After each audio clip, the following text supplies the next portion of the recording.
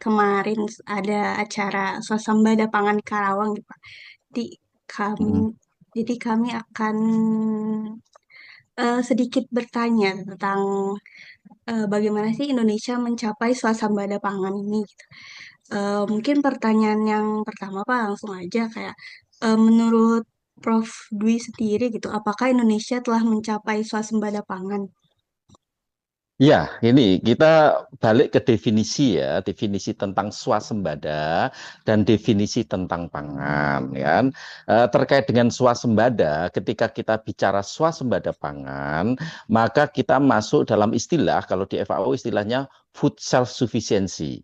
Nah, food self sufficiency itu ketika kita mencapai swasembada, maka food self sufficiency ratio itu sama atau lebih besar satu.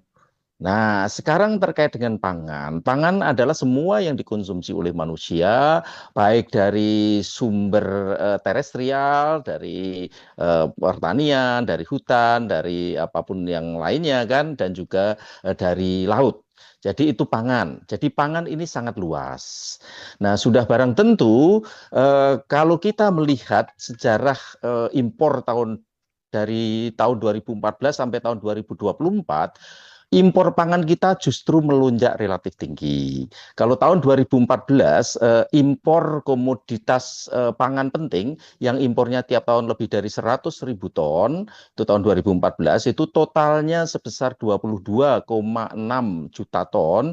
Lalu kemudian tahun lalu 2024, 10 tahun setelahnya, itu melonjak ke 34,4 juta ton. Dalam arti ada kenaikan sebesar 12 juta ton. Impor terbesar sudah barang tentu gandum. Tahun 2024 kita mengimpor gandum 12,3 juta ton, lalu disusul oleh kedelai. Kedelai kita mengimpor 8,3 juta ton, lalu ada gula. Gula kita mengimpor 5,3 juta ton, dan seterusnya. Sudah barang tentu tahun lalu kita mengimpor beras sangat besar, sebesar 4,5 juta ton. Jadi itu, kita masih sangat tergantung berbagai komoditas yang harus kita impor dari luar negeri. Ketika kita menyatakan swasembada pangan, maka kita tidak lagi impor. Dalam arti seluruh komoditas tersebut, komoditas pangan tersebut, itu harus mampu dipenuhi dari produksi dalam negeri. Karena tadi definisi food self sufficiency, bila food self sufficiency ratio, bisa self sufficiency ratio sama atau lebih besar satu. Dalam arti produksi sama atau lebih besar dari ada yang kita konsumsi. Itu Mbak. Pak, jadi tadi kalau swasembada pangan itu ketika negara Indonesia bisa tidak impor lagi ya Pak ya. Nah, Tidak lalu impor tidak seluruh impor dan komoditas pangan. seluruh komoditas Ya, pangan. ya, Lalu terkait swasembada beras ini gimana Pak? Kan tadi kalau pangan banyak nih Pak. Kalau ya. swasembada berasnya bagaimana? Ya, kalau swasembada beras sudah barang tentu apa yang kemarin kita saksikan bersama, ya kita akui itu sebuah prestasi pemerintah juga ya, karena kita akhirnya berhasil mencapai swasembada beras lagi kan.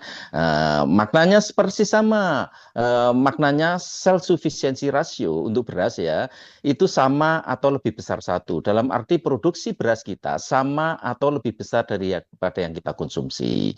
Jadi betul kalau apa yang kemarin itu dirayakan adalah swasembada beras. Lalu pertanyaan lanjutnya, apakah swasembada beras tersebut baru sekarang kita capai? Kan kita ingat dalam perjalanan sejarah Indonesia kita menjadi importir beras cukup besar sebelum tahun 80-an kan, itu sekitar 1 juta sampai 2 juta ton per tahunnya, padahal saat itu kita tahu persis penduduk kita baru berapa kan. Lalu kemudian pemerintah berupaya keras sehingga tahun 1984 kita mencapai swasembada beras, yang kemudian kita juga mendapatkan penghargaan dari dunia. Jadi sebelumnya impor terus, lalu kemudian tercapai swasembada beras tahun 1984. Walaupun kemudian tidak berkelanjutan dan akhirnya kita impor, kita tidak impor. Lalu bagaimana terkait dengan swasembada beras tahun 2025? Apakah sebelumnya kita impor beras terus? Ternyata juga tidak. Dalam 10 tahun terakhir ini kita mencapai swasembada beras kan, di tahun 2017 Lalu pada masa menterinya Pak Syahrul Yassin Limpo tahun 2019, 2020, 2021, 2022, lalu tahun 2023 kita impor lagi dalam jumlah cukup besar 3,06 juta ton. Lalu pada tahun 2024 kita bahkan impor sampai 4,5 juta ton yang merupakan impor terbesar sepanjang 27 tahun terakhir. Jadi itu. Karena impor besar itu tahun 1998 sebesar 6,4 juta ton dan barusan saja tahun lalu kita mengimpor sedemikian besar. Jadi itu terkait dengan jadi swasembada beras yang terjadi saat ini betul. Jadi tahun 2025 kita mencapai swasembada beras. Jadi itu, Mbak. Mungkin eh, beras itu kan eh, sering terkait dengan petani ya, Pak. Jadi menurut Bapak, Ya, apakah swasembada beras ini mampu meningkatkan kesejahteraan petani, Pak? iya, ya. Yang pertama sudah barang tentu sekali lagi kita mengapresiasi capaian tersebut. Ya walaupun masih ada beberapa catatan yang tadi saya sampaikan ya. Dan sudah barang tentu apakah pertanyaan besarnya sebenarnya apakah kita sama sekali tidak impor? Nah ini pertanyaan lainnya kan kalau terkait swasembada beras. Tidak. Dalam arti apa? Kita tetap impor beras, tapi bukan beras umum. Jadi swasembada beras yang dipahami oleh pemerintah ketika kita tidak impor beras umum. Kan itu. Lalu apakah masih impor beras khusus? Iya, impor beras khusus bahkan tahun ini tahun 2025 maaf tahun 2025 kemarin sampai bulan November saja dari data ya kita mengimpor beras khusus 403.000 ton, hampir 0,5 juta ton impor beras khusus. Impor beras khusus ini apa? Misalnya Japonica, Basmati, lalu juga di industri kita mengimpor menir untuk produksi tepung. Jadi itu. Nah, lalu apakah ada kaitannya antara swasembada beras dengan kesejahteraan petani? Ini dua hal yang berbeda, kan? Uh, Ketika swasembada beras tercapai, apakah petani sejahtera? Ini cerita lain. Kalau kita mau masuk ke sana, maka ada satu nilai yang disebut nilai tukar petani, dan karena padi ini adalah tanaman pangan, kita kerucutkan menjadi nilai tukar petani tanaman pangan. Nilai tukar petani tanaman pangan ini merupakan nilai yang saat ini menjadi salah satu indikator kesejahteraan petani.